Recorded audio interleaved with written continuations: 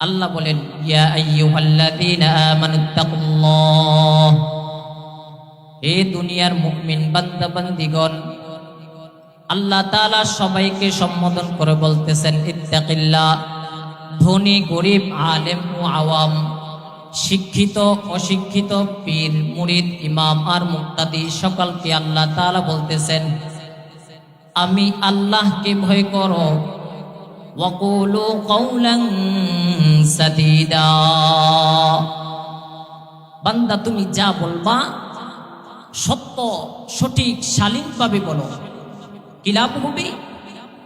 আল্লাহ বলেন, ইউসলিহ লাকুম আমালাকুম, তোমাদের আমলকে পরিশুদ্ধ করা হবে। ওয়া ইয়াগফির লাকুম যুনুবাকুম, জিন্দেগীর গুনাহগুলো আমি আল্লাহ তাআলা মাফ করে দিব। ওয়া মান ইউতি'ইল্লাহা ওয়া রাসূলাহু ফাকাদ ফাযা ফাওজান আযীমা।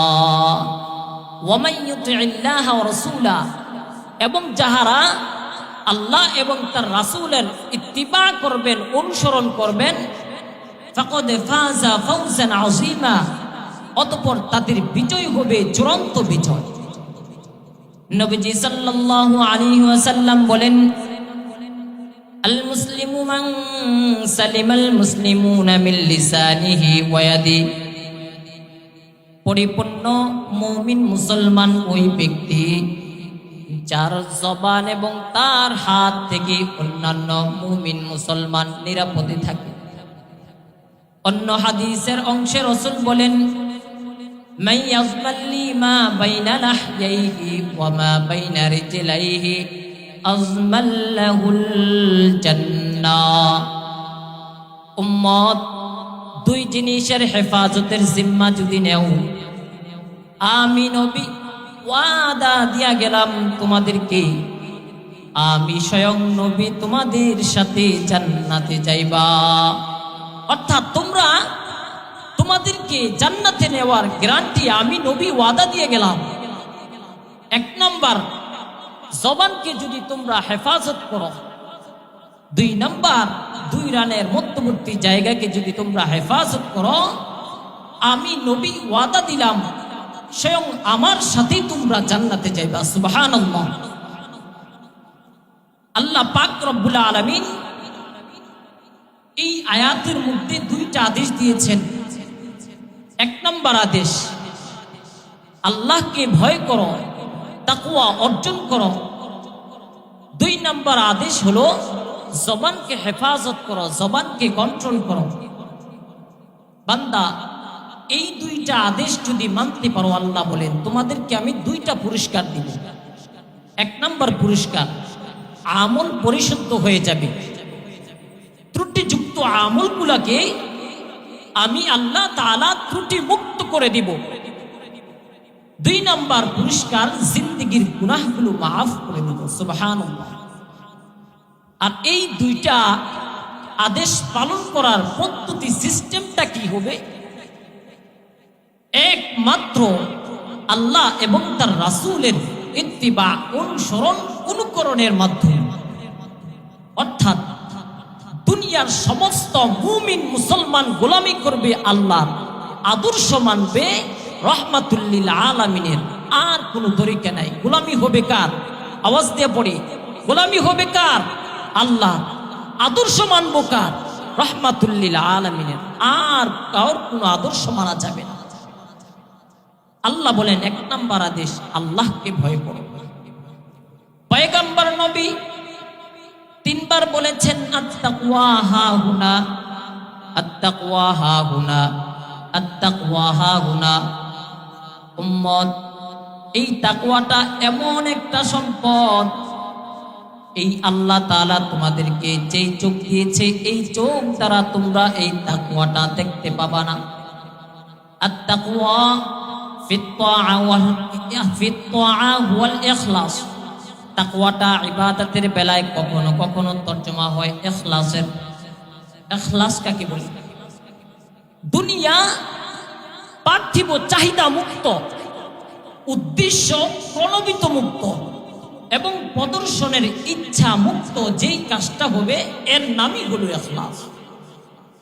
কোন জিনিসের বিনিময় হবে একমাত্র আল্লাহর জন্য, দুনিয়ার কারোর উদ্দেশ্য হবে না। খালিসান লিওয়াজহিল্লাহি তাআলা। বান্দা তুমি যা বলবা যা করবা সব হবে একমাত্র আল্লাহর জন্য। কার জন্য হবে? আল্লাহর জন্য হতে হবে।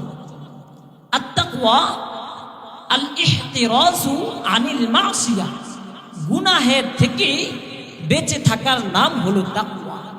বান্দা তুমি যদি নেকির কাজ করতে পারো করো, যদি কোরআন তেলাওয়াত করতে পারো করো, আমার হুকুম মানতে যদি মনে চায় মানো, তবে গুনাহ করবা না। আর যারা গুনাহ করবে না তারা আল্লাহর হুকুম 100 থেকে 100 মানবে। আল্লাহ পাক রব্বুল আলামিন কোরআনের শুরুতে কোরআনের শেষে আল্লাহ বারবার বলেন, বান্দা আমাকে ভয় করো, আমাকে ভয় করো। আল্লাহ বলেন, যালিকাল কিতাবু লা রাইবা ফীহি, যালিকাল কিতাবু লা রাইবা ফীহি হুদাল লিল মুত্তাকিন। বান্দা এটা এমন একটা কোরআন নাজিল করলাম যাদের মুত্তাকি পরহেজগার আছে তাদেরকে জান্নাতের রাস্তা দেখাবে। তাকওয়া মানে আল্লাহর ভয়, আর যিনি আল্লাহকে ভয় করবেন তার নাম মুত্তাকি। আল্লাহ বলেন, ওয়াত্তাকু ইয়াওমান তুরজাউনা ফীহি ইলাল্লাহ। বান্দা ভয় করো ওই দিনকে, ওই হাসরের দিনকে ভয় করো যেদিন আমি আল্লাহর আদালতের মধ্যে দাঁড়াইয়া হিসাব দিতে হবে। বান্দা কিসের হিসাব? আমি আল্লাহ তাআলা তোমাকে বানাইয়া দুনিয়ার মধ্যে সৃষ্টির শ্রেষ্ঠত্ব দিয়া দুনিয়ার মধ্যে পাঠাইলাম। কেন পাঠাইলাম? আমি আল্লাহ তাআলা তোমাদেরকে অনার্থক বানাই নাই, অনার্থক হিসেবে আমি তোমাদেরকে সৃষ্টি করি নাই। আমার গোলামি করবা, আমি আল্লাহর হুকুম মানবা, তরিকা মানবা। এই জন্য আমি আল্লাহ তাআলা তোমাদেরকে প্রেরণ করেছি। আর গুনাহ ছেড়ে দিবা, গুনাহ ছেড়ে দিবা। আল্লাহ বলেন, ওয়ামা খালাকাতুল জিন্না ওয়াল ইনসা ইল্লা লিয়াবুদুন, আই লিয়ারিফুন। আমার ইবাদতের জন্য মানুষ এবং জিন জাতিকে বানাইলাম। কিন্তু আমাদের দুনিয়ার সবে কামাই করতেছি, সকাল থেকে সন্ধ্যা পর্যন্ত শুধু দুনিয়া দুনিয়া দুনিয়া, কিন্তু আমরা আখিরাতকে ভুলে গিয়ে দুনিয়া নিয়ে যদি পড়ে থাকি হবে না। আল্লাহর সামনে দাঁড়ানোর ভয় করতে হবে। যারা আল্লাহর সামনে দাঁড়াইবে এই ভয় অন্তরের মধ্যে থাকবে, ওই বান্দারা কখনো গুনাহের কাজ করতে পারে না।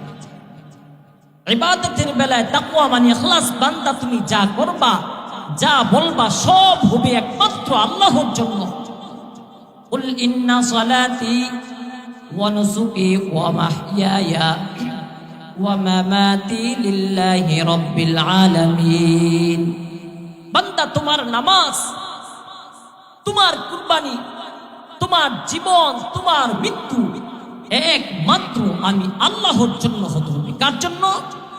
আমরা যে নামাজ পড়ি, ইবাদত করি, কার জন্য? দুনিয়ার মানুষের জন্য? একমাত্র আল্লাহর জন্য আমরা এই ইবাদত করি। এই জন্য আল্লাহ বলেন, সেজদাটা একমাত্র আমাকেই দিবা।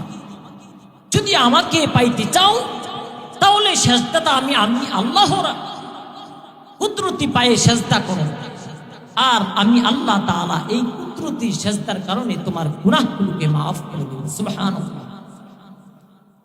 যেই নবীর কোনো গুনাহ নাই, আল্লাহ ওই নবীকে বলেন, ও পয়গম্বর আমি আল্লাহকে ভয় করে চলেন, কাফের আর মুনাফিকের অনুকরণ করবেন না। ইয়া আইয়ুহান নাবিয়্যুত্তাকিল্লাহ ওয়া লা তুতি'ল কাফিরিনা ওয়াল মুনাফিকিন। পয়গম্বর আমি আল্লাহকে ভয় করেন, দুনিয়া দুনিয়ার কাউকে ভয় করবেন না, আমি আল্লাহকে ভয় করবেন। কাফের আর মুনাফিকের অনুকরণ করবেন না। নবীর কোনো গুনাহ নাই, তারপরেও আল্লাহ ওই নবীকে বলেন আমি আল্লাহর অনুসরণ করেন। সাহাবাই কেরামের জিন্দেগির দিকে তাকান, 10 জনকে আল্লাহ তাআলা জান্নাতের সার্টিফিকেট দিয়ে দিলেন। হযরত আবু বকর রাদিয়াল্লাহু তাআলা আনহু, হযরত ওমর ফারুক রাদিয়াল্লাহু তাআলা আনহু, উসমান গনি রাদিয়াল্লাহু তাআলা আনহু, এরকম ক্রমান্বয়ে আল্লাহ তাআলা 10 জনকে জান্নাতের সার্টিফিকেট দিলেন।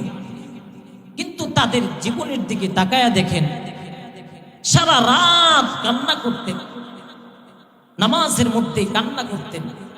কারণ কি?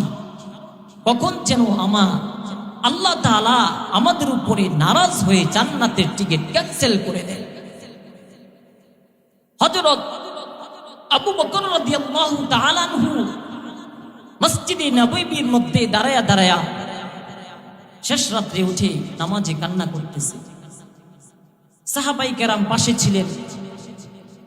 নামাজের শেষে হযরত ওমর আবু বকর রাদিয়াল্লাহু তাআলা আনহুকে বললেন, হে আবু বকর, নামাজের মধ্যে কেন আপনি কান্না করেছেন? তো আবু বকর রাদিয়াল্লাহু তাআলা আনহু বললেন, আমি যখন কোরআন তেলাওয়াত করতেছি নামাজের মধ্যে, তখন এমন একটা আয়াত আসলো, তখন আমার আর চোখের পানি ধরে রাখতে পারে না। ইন্নাল্লাহা আশতারা মিনাল মুমিনিনা আনফুসাহুম ওয়া আমওয়ালাহুম বিআন্না লাহুমুল জান্নাহ।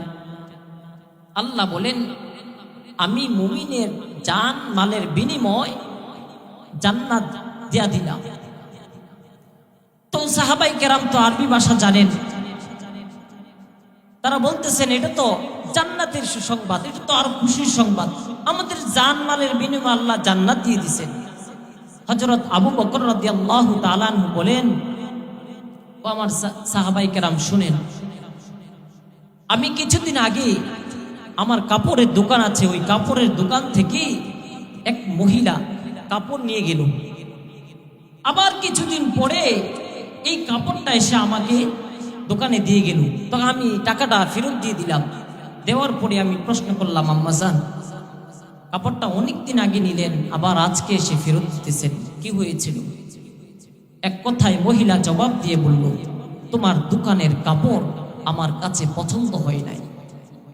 তখন আবু বকর রাদিয়াল্লাহু তাআলা আনহু বলতেছেন, আমি নামাজের মধ্যে এই জন্যই কান্না করেছি, ওই হাসরের দিন যদি আমি আল্লাহর আদালতের মধ্যে দাঁড়াইয়া বলি, আল্লাহ যদি আমাকে বলে, আবু বকর কি চাও?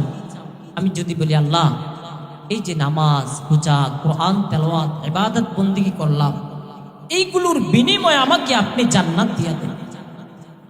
আল্লাহ যদি আমি আবু বকরের উপরে নারাজ হইয়া যদি বলে, তোমার নামাজ তুমি নাও, তোমার রোজা তুমি নিয়ে যাও, তোমার ইবাদত বন্দেগী তুমি নিয়ে যাও, কি উপায় হবে ওই দিন? এই জন্য আমি নামাজের মধ্যে কান্না করেছি। সাহাবাই কেরাম জান্নাতের টিকিট পাওয়ার পরেও তাদের কান্না বন্ধ নাই। কেমন সাহাবাই কেরামের ইতিহাস, যাদের ইতিহাস শোনা মাত্রই শরীরের পশম পর্যন্ত দাঁড়িয়ে যায়। হযরত আবু বকর রাদিয়াল্লাহু তাআলা আনহু, ওমর ফারুক রাদিয়াল্লাহু তাআলা আনহু, তারা জান্নাতের টিকিট পাওয়ার পরেও কান্না বন্ধ নাই। তো 1 নাম্বার আলোচনা করেছিলাম আল্লাহকে ভয় করো, 2 নাম্বার জবানকে হেফাজত করো। আল্লাহ তাআলা মানুষকে পৃথিবীর শ্রেষ্ঠত্বের মর্যাদা দিয়া প্রেরণ করলেন। আল্লাহ বলেন, বান্দা তোমরা যদি আমার নিয়ামতের শুকরিয়া আদায় শুরু করো, কখনো তোমরা শেষ করতে পারবা না। ওয়া ইন তাউদ্দু নি'মাতাল্লাহ লা তুহসুহা, তোমরা কখনো সম্ভব না, কখনো পারবা না শেষ করতে আমার নিয়ামতের শুকরিয়া আদায় করতে। আপনি আপনার শরীরের দিকে তাকায়া দেখেন,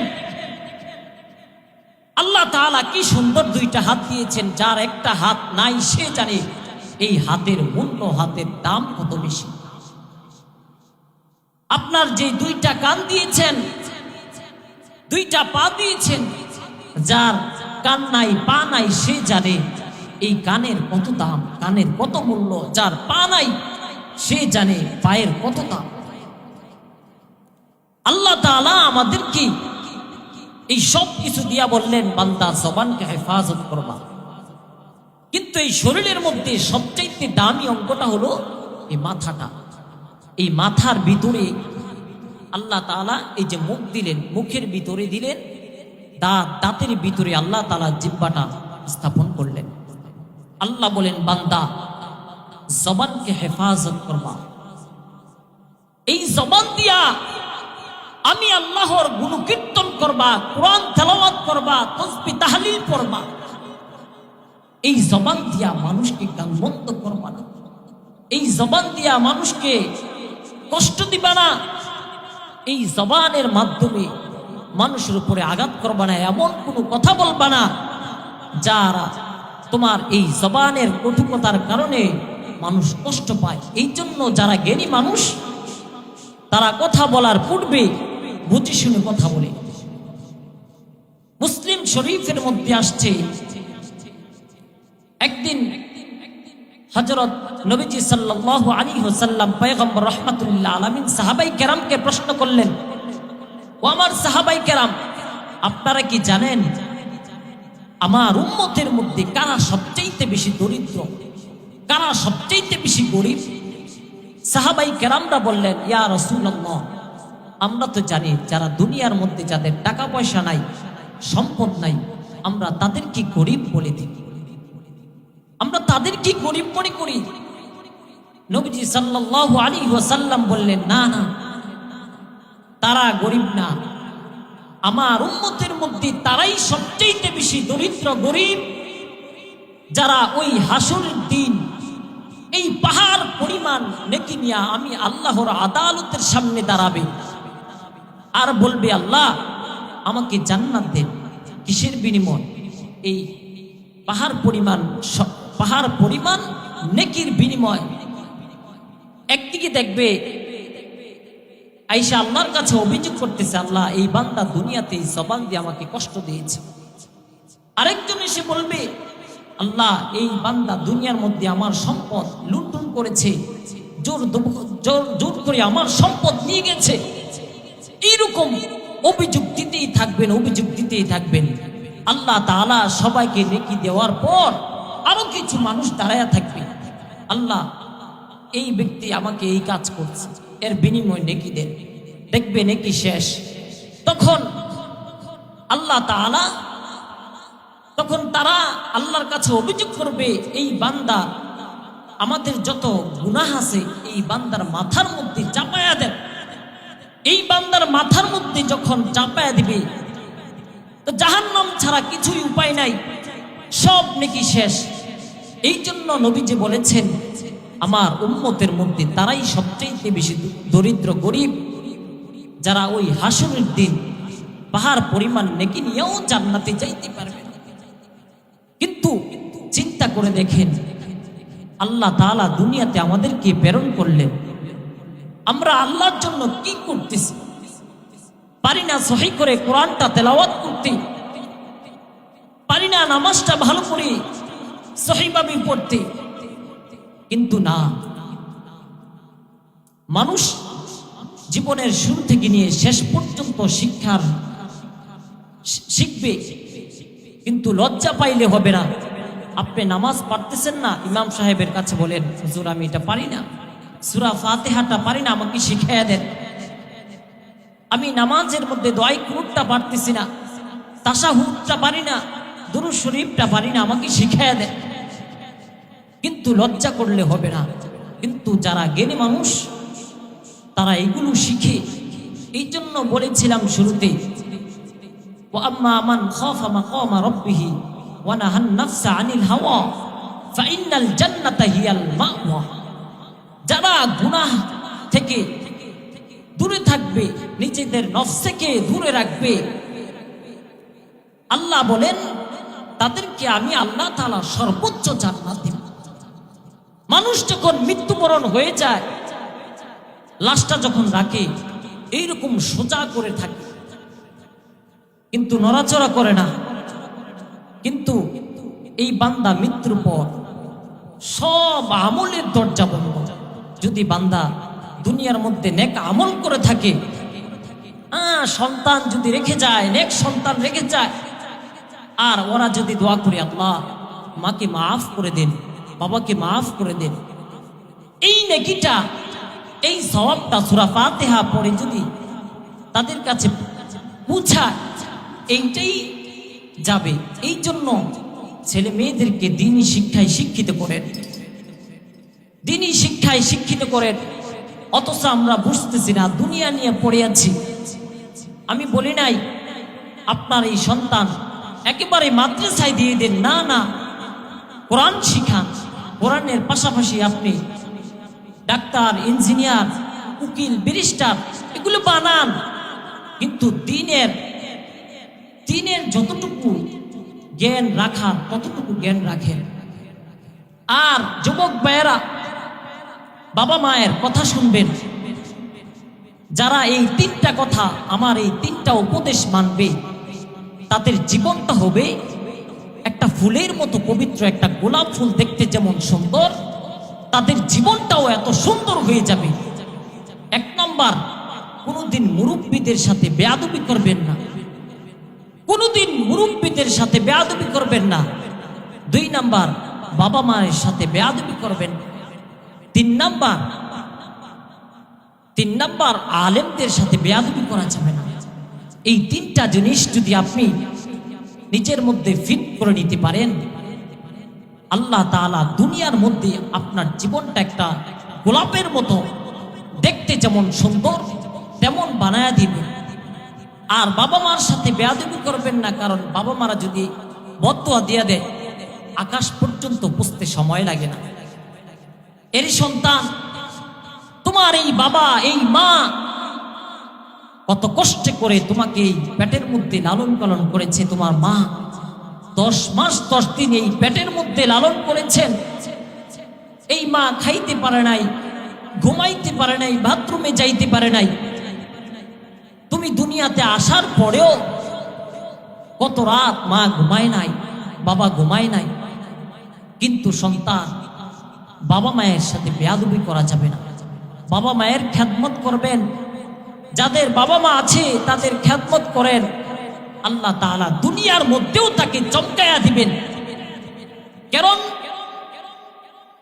হযরত ওয়াইস করুনি রাহমাতুল্লাহি আলাইহি এর জিন্দেগির দিকে তাকায়া দেখেন। তিনি সাহাবী ওই জামানায় ছিলেন, কিন্তু সাহাবী হতে পারেন নাই। কারণ কি?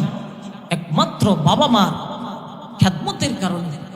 হযরত ওয়াইস করুনি রাহমাতুল্লাহি আলাইহি চিঠি লিখলেন পয়গম্বর রাহমাতুল লিল আলামিনের নিকটে, ও পয়গম্বর, আমার খুব ইচ্ছা আপনার কাছে এসে আমি সাহাবী হব, আমি আপনাকে এক নজর দেখবো, আমার খুব ইচ্ছা পয়গম্বর। কিন্তু আমার মা অসুস্থ, বৃদ্ধা, আমার মায়ের খেদমত করার কেউ নেই।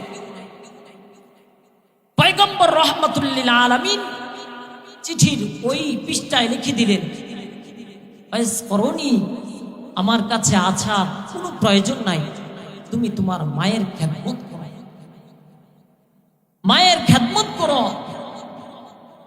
নবীজি এই ওই পৃষ্ঠার মধ্যে এই কথাটা লিখে দিলেন। নবীজির কথা অনুযায়ী চলতেছেন। কিন্তু নবীজি বিদায়ের পূর্বে হযরত ওমর ফারুক রাদিয়াল্লাহু তাআলা আনহুকে বলে গেলেন, হে ওমর, আমার বিদায়ের পর ওই ইয়ামারের থেকে ওয়াইস করুনি নামক একটা লোক আসবে, আমাকে খুঁজবে, তখন তোমরা তার কাছ থেকে দোয়া নিও।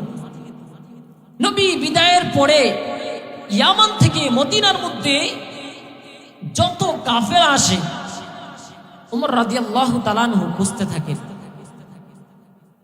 কোনো সারা শব্দ নাই, পাচ্ছেন না। অনেকদিন পর ইয়ামান থেকে এক কাফেলা আসলো, খোঁজ খবর নিয়ে দেখলেন এই কাফেলার মধ্যে এই ওয়াইস করিন নামক লোক আছে। তখন ওমর রাদিয়াল্লাহু তাআলা আনহু বললেন, হে ওয়াইস করুনি, আমাদের জন্য দোয়া করে। তো ওয়াইস করুনি চোখের পানি ছেড়ে বলতেছে, আপনি তো রাসূলের জালিলুল কদর সাহাবী, আপনি আমাদের জন্য দোয়া করবেন। কিন্তু না, হে ওয়াইস করুনি, নবীজি বলে গিয়েছেন আমাকে তোমার কাছে থেকে দোয়া নেওয়ার জন্য। কারণ এত দামি হওয়ার কারণ কি? বাবা মায়ের খেদমত করার কারণে। বাবা মাকে কষ্ট দেওয়া যাবে না, বাবা মায়ের খেদমত করতে হবে। প্রিয় দুস্থ বুজুর্গ, কিন্তু দুনিয়াতে আল্লাহ তাআলা কেন পাঠাইলেন? কেন আমাদেরকে দুনিয়ার মধ্যে এত মর্যাদা দিলেন? সৃষ্টির শ্রেষ্ঠত্ব মর্যাদা দিয়া পাঠাইলেন কেন? এটা ভুলে যাওয়া যাবে না। ভুলে যাওয়া যাবে না। আল্লাহর ইবাদত করবেন, সকাল সন্ধ্যায় 5 ওয়াক্ত নামাজের পরে যেই তালিমগুলো আছে, যেই সূরাগুলো আছে, এই সূরাগুলো পড়বেন। আপনি কোরআন পারেন না, চেষ্টা করেন, তাকায়া থাকেন, হাযা কালামু রব্বি, এটা আমার আল্লাহ তাআলার কালাম। তাকায়া থাকেন, দেখলেও সওয়াব। কেমন সওয়াব? প্রত্যেকটা বান্দা যদি কোরআন পড়তে পারে, সর্বনিম্ন প্রত্যেকটা হরফের বিনিময় 10টা করে নেয়। প্রত্যেকটা হরফের বিনিময় 10টা করে নেয়। সূরা ফাতিহা পড়েন, সকাল সন্ধ্যায় পড়েন, প্রত্যেক নামাজের পরে আয়াতুল কুরসি পড়েন, 4 কুল পড়ে বুকে ফু দেন। নিজের একটা সন্তানকে দিনের সহি জ্ঞান দিয়ে যান। তাদেরকে একটা সন্তান মাদ্রাসায় পড়া, আপনি বিদায়ের পরে যেন দোয়া করতে পারে, আল্লাহ বাবাকে মাফ করে দেন, মাকে মাফ করে দেন, রব্বির হামহুমা কামা রব্বায়ানি সগীরা, এই কথা বলে যেন দোয়া করতে পারে। একজন সন্তান আলেম বানায় যান, যেন আপনি বিদায়ের পরে সে আপনার জানাজাটা আপনার সন্তান দেয়। এই চিন্তা করেন, একটা সন্তান মাদ্রাসার মধ্যে পড়া। আর যদি গুনাহ নিয়ে কবরের মধ্যে যান, হাসরের ময়দানটা বড় কঠিন হয়ে যাবে। কবর থেকেই কঠিন হয়ে যাবে। যারা গুনাহগার, যারা পাপী, আল্লাহর কথা মানে নাই, কবরের মধ্যে থেকেই তাদের আযাব শুরু। আল কবরু রাউদাতুম মির রিয়াদিল জান্নাহ আও হুফরাতুম মিন হুফারিন নার। বান্দা, এই কবরটা কার জন্য জান্নাতের বাগান হয়ে যাবে, আবার কার জন্য এই কবরটা জাহান্নামের গর্ত হয়ে যাবে। যখন ফেরেশতারা এসে আপনাকে প্রশ্ন করবে, মার রব্বুকা, তোমার রব কে? ওমা দীনুকা, তোমার দিন কি? ওমা নাবিয়ুকা, তোমার নবী কে? যারা গুনাহগার, যারা দুনিয়ার মধ্যে আল্লাহর হুকুম অনুযায়ী চলতে পারে নাই, তারা একটা প্রশ্নের জবাব দিতে পারবে না। হা হা হা লা আদরি, হা হা লা আদরি, আমরা তো কিছুই জানি না, কিছুই জানি না। যারা গুনাহগার তাদের অবস্থা এমন হবে। আবার ওই হাসরের ময়দানের দিকে তাকান, ওই হাসরের ময়দানটা বড় ভয়ঙ্কর হবে। যারা গুনাহগার পাপী, তাদের মাথার উপরে আল্লাহ তাআলা এই যে দুনিয়ার মধ্যে যে সূর্য দেখতেছেন, সূর্যের 12টা মুখ আছে। একটা মুখ শুধু দুনিয়ার মধ্যে আলো দিচ্ছে চতুর্থ আকাশ থেকে।